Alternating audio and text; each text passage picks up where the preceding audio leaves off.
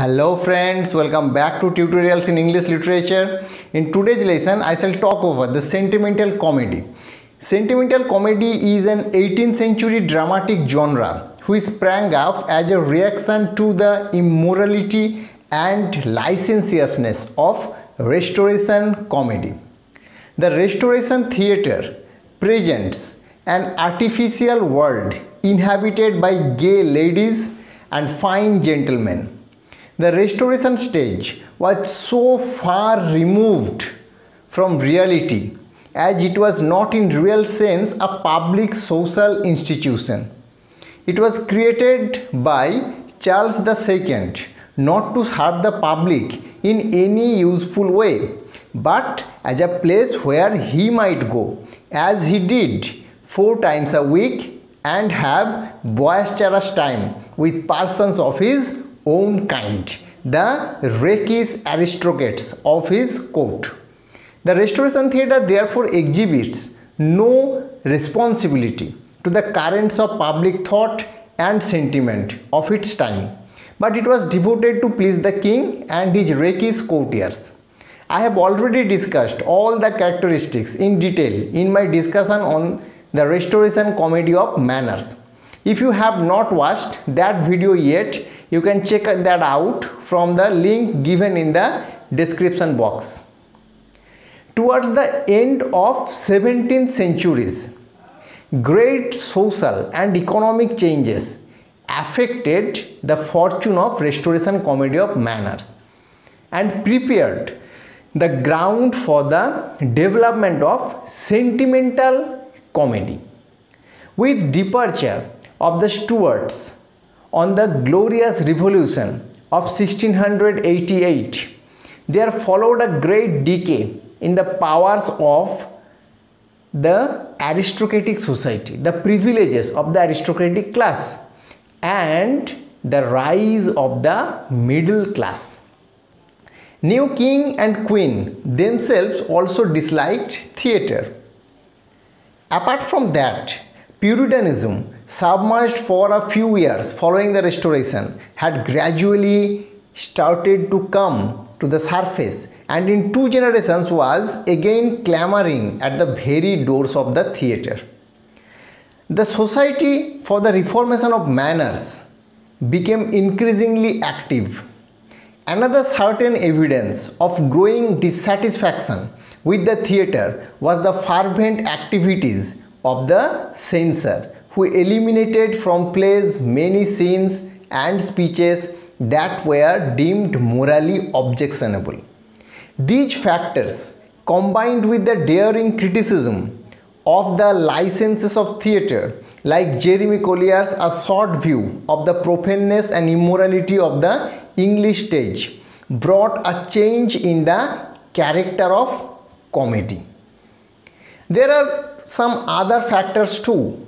I have already discussed all these reasons, all these factors that brought the decline of Restoration comedy of manners in my discussion on the Restoration comedy. I request you to watch that lesson also. Now, let's come back to the sentimental comedy. So these changes, these social changes gave birth to sentimental comedy, which upheld the values of middle class society.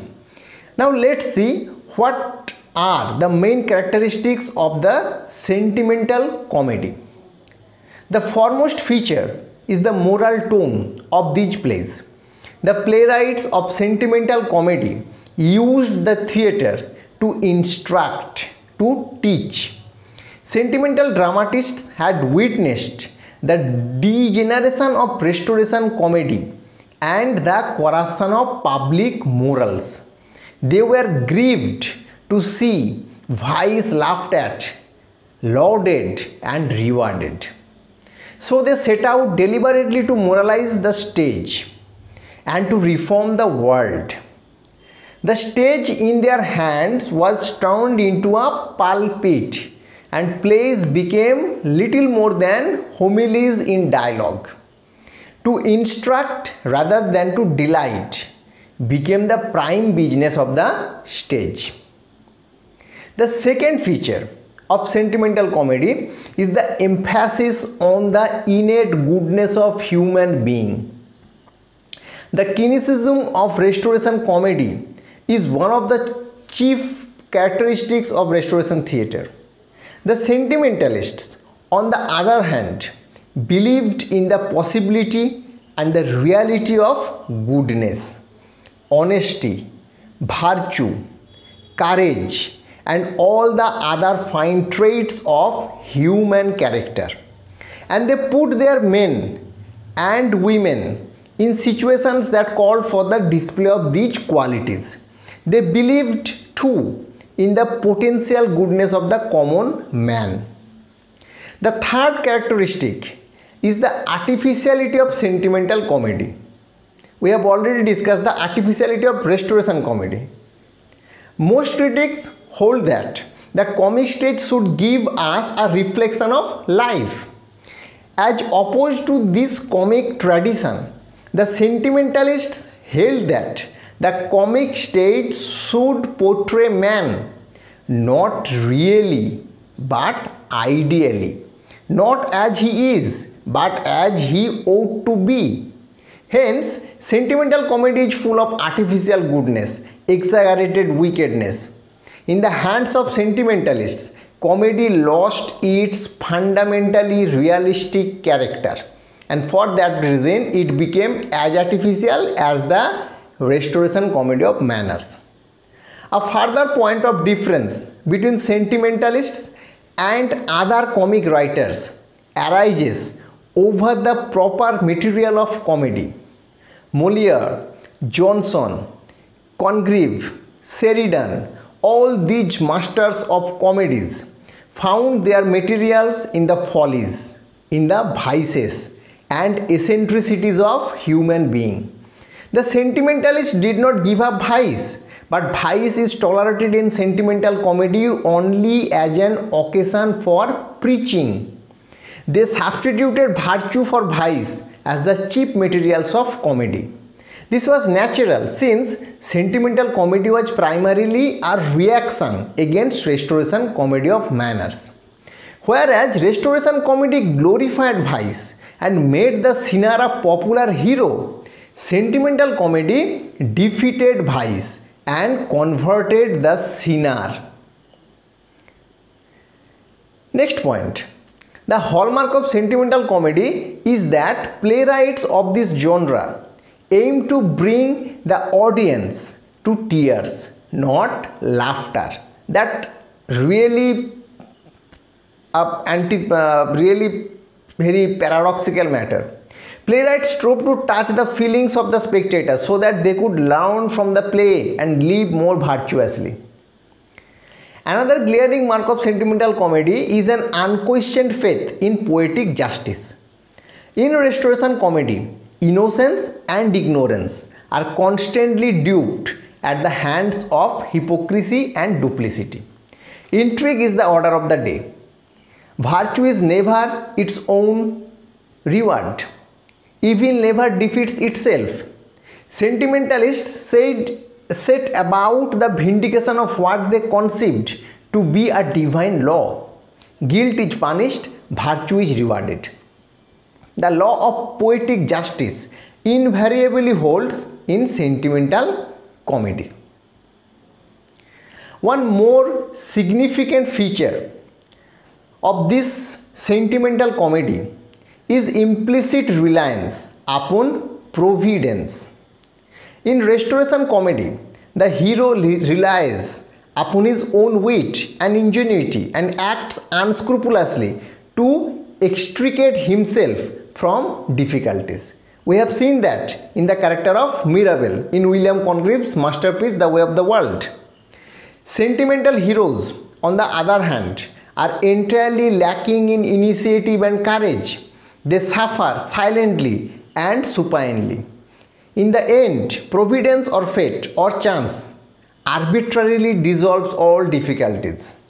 The next point that I want to discuss is that sentimental comedy is a passionate defense of marriage.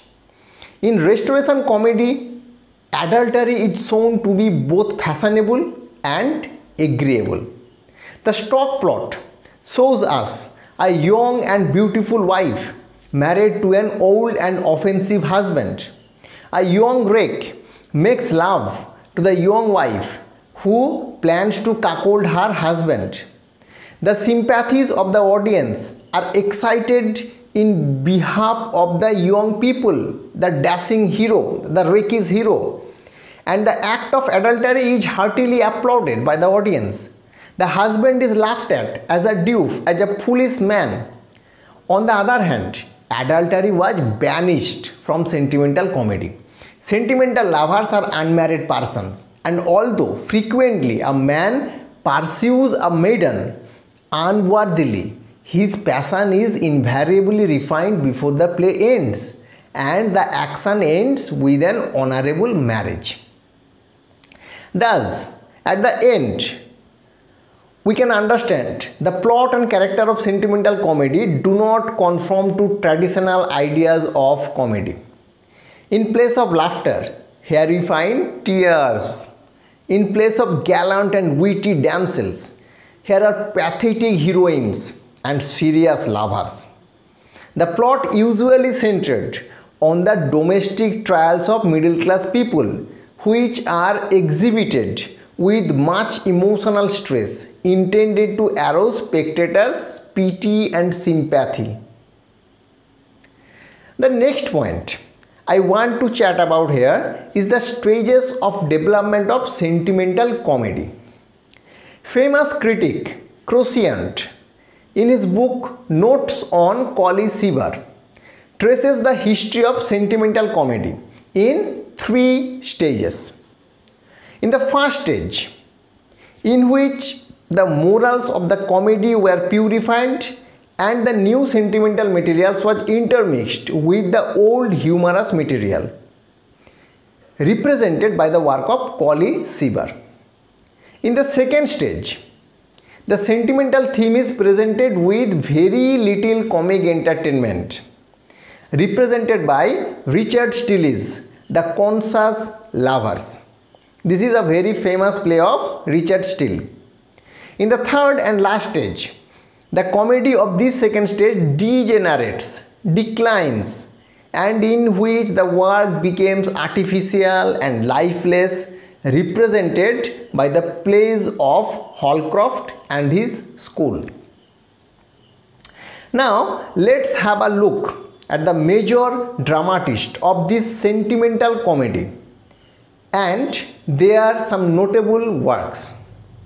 Sir Richard Steele and Colley Cibber are the 2 most prominent creators of sentimental comedy. Colley Cibber was first of all actor and theatre manager, keep it in mind, and so his first concern was to keep up the receipts at the box office.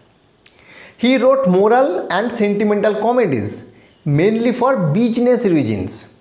In contrast with Cibber, Steele was an out-and-out moralist with the zeal of an evangelist, a reformer. He was consistently and consciously the greatest moral force of his day and time. The best known work of this genre is Sir Richard Steele's The Conscious Lovers, in which the penniless heroine Indiana faces various tests until the discovery that she is an heiress leads to the necessary happy ending. Steele's another notable play in this genre is The Tender Husband. His The Lying Lover is also an important work in this genre.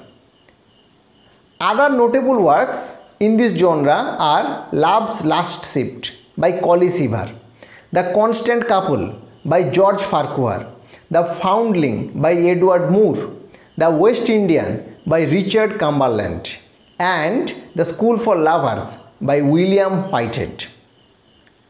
Sentimental comedies continued to coexist with more conventional laughing comedies, or which we also call anti-sentimental comedies, such as Oliver Goldsmith's She Stoops to Conquer, and Richard Brinsley Sheridan's The Rivals. Until the sentimental genre went and became absorbed into a new genre called domestic tragedy in the early 19th century. I am concluding my discussions here. If you like this lesson, please hit the like button. If you still have any doubt or query, you can ask me in the comment section. I am also request you to consider to subscribe to my channel, where you will find a regular update of this kind of quality content. You can follow me also in the Facebook and Instagram. In the description box, you will find the link of the Facebook page and the Instagram. That's all for today. Thank you for watching. Have a nice day.